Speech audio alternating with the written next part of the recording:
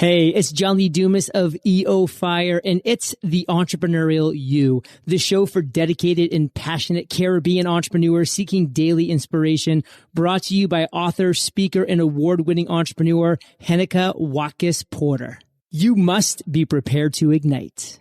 Hey, it is time for another episode of the Entrepreneurial You podcast. I am your host, Heneka Watkis-Porter. If you've been tuning in before, over and again, then welcome back. You've become a regular, welcome back. And if you are new here, then I extend a very special welcome to you. Now, you would remember, if it's not your first time, if you were here last week, then I went solo sharing about healing with gratitude, just my journey with gratitude, what it has done for me, some of the benefits of gratitude, and that I have a gratitude devotional and journal coming up. And as I mentioned last week, today I'm going solo again, and this time I'm going to be sharing about something deeply, deeply, deeply personal. I'm taking you on my journey of infertility. But first, let me thank those who continue to support the show to make it what it is, the National People's Cooperative Bank of Jamaica Limited. Thank you so much.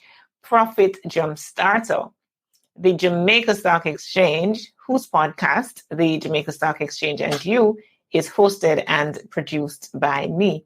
I encourage you to do give it a listen when you get a chance. Here's a word from the Jamaica Stock Exchange. After that, I will be sharing a business tip from the National PC Bank of Jamaica before I head right into what I plan to share with you this week on infertility. Yeah. We needed to raise capital, but our experience with local financial institutions was that they were cautious and slow to act, and interest rates were far too high. We had real concerns about financing our business through outside equity investors and the possibility of interference. Could we get a fair valuation for our business? We had our own ideas about the business and its value. Should I go the traditional route of bank financing, or should I try the Jamaica Stock Exchange? So we made a call and experienced transformation of our business through conversations. I'm John Mafood, CEO of Jamaican Teas, and we're listed on the Jamaica Stock Exchange. Give us a call today at 876-967-3271 to begin your transformation through conversation. We want to see your company listed on the Jamaica Stock Exchange. Welcome back. And here is the business tip courtesy of the National PC Bank of Jamaica, and it is to research your competition.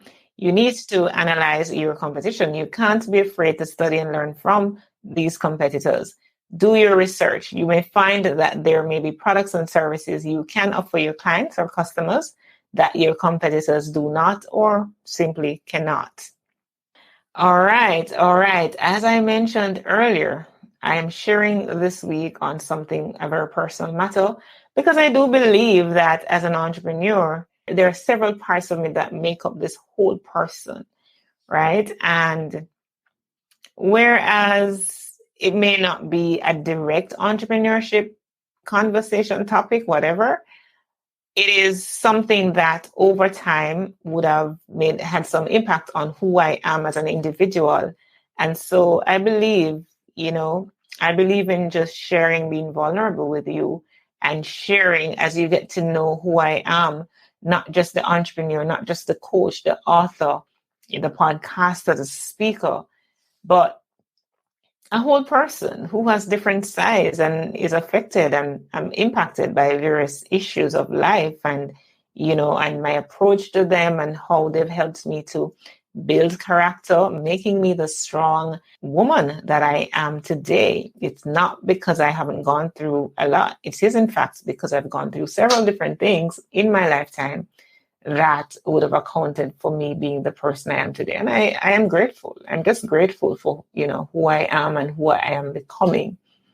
So when we talk about infertility, I'm going to share with you what the definition according to the CDC.gov website is. And it says, in general, infertility is defined as not being able to get pregnant after 1 year or longer of unprotected sex. Because fertility in women is known to decline steadily with age, some providers evaluate and treat women aged 35 years or older after 6 months of unprotected sex.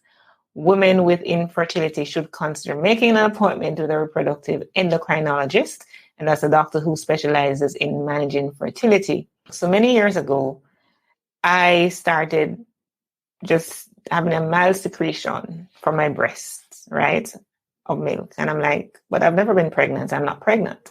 So I went and I did some tests to check it out. What would be the reason behind this? And it had to do with some small growth that they spotted on my pituitary gland, something that rests on my pituitary gland. I don't remember what it is, what it's called, whatever. It's been a long time and I've not been keeping record. But I got some tablets that were prescribed for me at the time. And it was thought at the time that could have been a reason why I wasn't becoming pregnant. And I remember getting some pills, Parladel. Oh my gosh. I wouldn't wish, if I had an enemy, I wouldn't wish a person to take Parladel at all. That pill, that tablet, that drug, that whatever, oh my gosh. I remember it making me so nauseous almost unto death. It was that bad. And that was supposed to solve the problem. I mean, granted, the secretion had stopped over time, but I don't know if whatever was there resting on my pituitary stuff, if it had cleared, I don't know. But I just was not becoming pregnant, even after taking those pills. Of course, I didn't continue the dose because, believe me, I just could not sacrifice how I was feeling to go through the dosage at all. I just couldn't. I just quit taking the tablet. But the long and short of it, that has been many decades ago. Well, a few decades, 2 decades ago. And still, with my partner who I've been with since that time, we've tried and tried and tried. We've gone to several doctors and it has not happened. Now, there was a point in time, I'm going to admit, that I felt like there was a part of me that needed this, to have a child. And the fact that it wasn't happening, I just felt anxious about it. I just didn't feel right. And along the journey, one of the things that happened was that was in 2014, I think it was.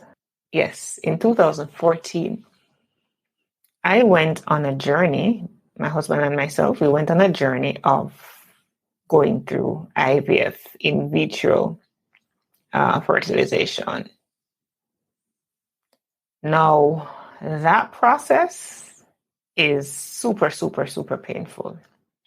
Of course, there is a regimen that you follow in terms of getting the hormones and prepping your body for it, all of that stuff, months of treatment. The physical aspect of it was bad, but what was worse was the emotional aspect, the roller coaster of your emotions, my emotions, the uncertainty. Because once you've gone through the process, I don't remember what it was. It's just been a long time. I don't remember exactly what it entails, but all I remember is the physical process of being injected every night with hormones. And I joke about it because my husband was just having too much fun injecting me with those needles. But it was not pretty at all. It was not pretty how I felt after those hormones and just the emotions of dealing with all of this, every night at a certain time. So I had to skip some activities because every night at a particular time I had to be injected, coupled with the pills and the this and the that, like so many things. I don't remember exactly, but I just remember bits and pieces of it. So that was hard. It was mightily expensive as well. Yes, it was mightily expensive. In 2014, it probably cost me like $1.5 million at the time. Yeah. It's not a cheap process. And that was 2004. right? 2004. But the worst part of the emotional journey for me was that 2 weeks when you're injected with your husband's, the embryo, your husband's sperm and my egg, after they've set it, whatever, in the lab.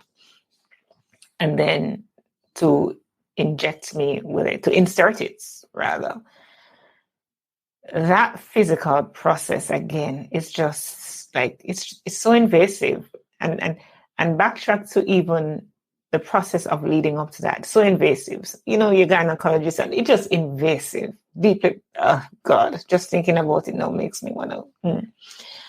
So, inserting the embryo, so that 2-week point where the embryo is inserted, and then, wait to see over a 2-week period if your period is going to come, or you're going to see signs that, hey, you're pregnant. Well, that wait is the worst ever. Anxiety for days. And I remember going through some symptoms, and I just thought to myself, I must be the only one going through this, experiencing these symptoms in terms of some spotting and other things. But I thought to myself, I must be the only one. So I went on Google and I researched, and I realized that there are other persons who are experiencing the same thing and having question, because the symptoms that I was experiencing, it was somewhat misleading, because when I did the research, what I was experiencing could go either way. It could mean that, yes, if you're starting to see this sign, it means that the embryo is successfully implanted, and there is something going inside of you. Well, so those symptoms could tell you either way. So what I was seeing, based on the findings of my research, it was not conclusive either way. So that just sent my anxiety to another level. So I had to wait those 2 weeks. And I went back toward the end of the 2 weeks, and the doctors, they did their thing at the lab, and they're supposed to call you now, like a day or two after, or whichever, or maybe in the same day, I don't remember, to state whether or not it has been successful. Well, waiting for that call, again, anxiety for days. You finally get the call. But before I share about you finally getting the call and what happens, I remember going to church one Sunday, right? For those of you who don't know, I'm a woman of faith, right? I have a relationship with Jesus Christ. And I remember one Sunday before that week, when I would go for the results and stuff, somebody at church, no, at this point in time, I hadn't shared this with many people, just a handful of persons. My pastor would know, because I had confided in him at the time, and maybe one or two friends. Besides that, nobody. So I'm at church, and this church sister came up to me, and she began to prophesy, and she says to me, "You're pregnant." Now, what is a girl to think? If you know you're in that situation, awaiting results for pregnancy, and somebody come prophesy to you that you're pregnant, are you going to think that this is in the natural or in the spiritual? No, you're going to think that it's definitely you're pregnant for real. That's what you're going to think. It's not a figurative thing. It's an actual reality. So backtrack and get back to where I was sharing with you that you get the call after the anxiety been piled up, and you're having sleepless nights, and you're frustrated, and you're wondering what's going on. You hear, "Mrs. Porter, unfortunately." All right. Now, I remember as a child, I struggled with anger because of all the things I would have gone through. And I've been working on myself, and God has been working on me. Well, when I got that news, all of the work that has been done by God and myself, apparently went through the window. Because if you come into my kitchen right now and you look on the decorative tiles in the kitchen, it tells a story of something gone wrong. Because I grabbed the glass and all I could think of was to throw the glass so hard into the wall. No, it's a glass shatter. Necessarily expecting glass to shatter tiles, right? Something else will shatter glass. Tiles shattered anyway. One of the tiles been shattered. It's still on the wall as the evidence of my anger. I got the results. I did that. Next thing I did was grab the keys to my car, jumped in the car, barefooted I can remember, drove to what is supposed to be my happy place, which is the water. So I went to Elshaw and I just parked by the roadside and I watched the sea for a little bit because I was hoping that would calm me. But even there, in the midst of my usually happy place, I was so restless. I had to come back home. I may have spent like 5-10 minutes there and just drove right back home. What was true was that when I got home, I went to my bed, turned on my TV. The channel was on TBN, Trinity Broadcasting Network. It was Bishop T.D. Jakes who was preaching with a message. And of course, you don't expect him to recall everything, right? But the essence of his message was, what do you do when God has withheld his blessings, or you think that he has withheld his blessings from you and you don't get what you expected or wanted to get? Will you still love him? Will you still trust him? And I remember as he spoke that word, it's like something shifted in my heart and the level of peace came over me. And I said, you know what, God, no matter what, I'm going to trust you. No matter what it is that I'm disappointed about or, doesn't happen the way I think it should or want it to, you are still God and I am going to trust you. From that moment, I just left it. And it's not like I never ever think about it after that. I remember I think it was about in 2020 when I started dealing with all the issues of my life and decided to just once and for all deal with them. Don't brush them under the carpet, deal with them, because I realized that a lot of these things were because of my moving right along attitude, next kind of vibe. There were things that were not dealt with that needed to, because your brain needs to process. Even though you are not consciously processing what's happening in your life, your subconscious has to. And if you don't stop to give it a time of day, like you're feeling any physical pain or you're going through physical stuff, if you don't stop to treat it, it's going to get worse because it has to be dealt with. And so I think in 2020, there came over me a little feeling of loneliness and stuff again. And I'd process everything. I was feeling like, oh my gosh, something is missing.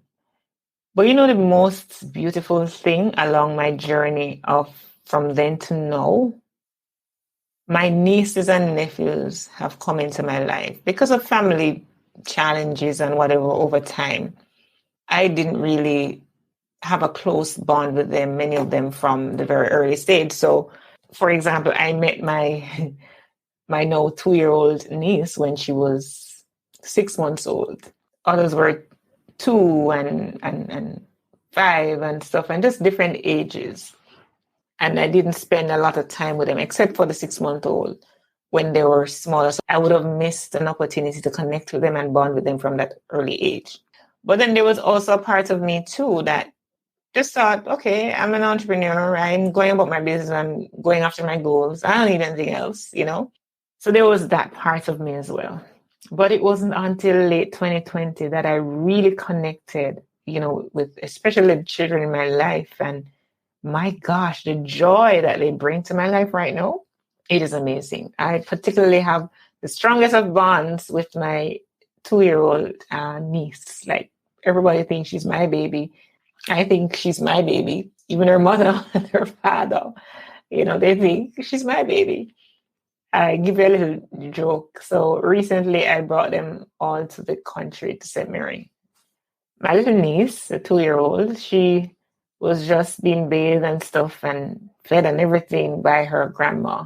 She's my mom. Her grandmother is there saying to her, "Oh, grandma baby looking nice, grandma baby looking nice," and stuff. And she was like, "No, auntie baby. And even after her siblings were recounting the incident to their mom, who wasn't around at the time when that happened, and she's just saying, "Yeah, auntie baby, auntie loves me, auntie loves me." So just having them in my life right now, they bring me so much joy.